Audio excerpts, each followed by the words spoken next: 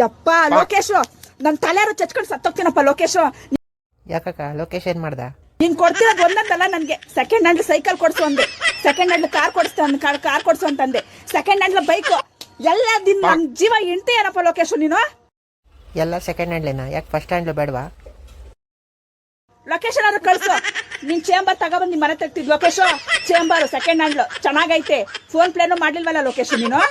ಲೊಕೇಶ್ ತಗೊಂಡೋಗಿ ಚೇಂಬರ್ ನಿಮ್ ಮನೆ ಹತ್ರ ಕಿಕ್ಕ. ನಮ್ಮ ಮನೆ ಹತ್ರ ಎಷ್ಟು ದಿವಸ ಅಂತ ಇಕ್ಕೊಳ್ಳೋದು? ಬೇಗ ಬಂದು ತಗೊಂಡೋಗಪ್ಪ ಲೋಕೇಶ್, ಯಾಕಪ್ಪ ತೊಂದರೆ ಕೊಡ್ತೀಯಾ? ಒಂದ್ ಚೇಂಬರ್ಗೋಸ್ಕರ ನನ್ ಜೀವನೇ ತಿಂದ್ಬಿಟ್ಟಲ್ಲಪ್ಪ ಲೋಕೇಶ್ ನೀನು. ಚೇಂಬರ್ ಎತ್ಕೊಂಡು ಹೋಗು, ಇಚ್ಚಲ್ಲಿ ಹಾಕೋ ಹೋಗು ಚೇಂಬರ್ನ.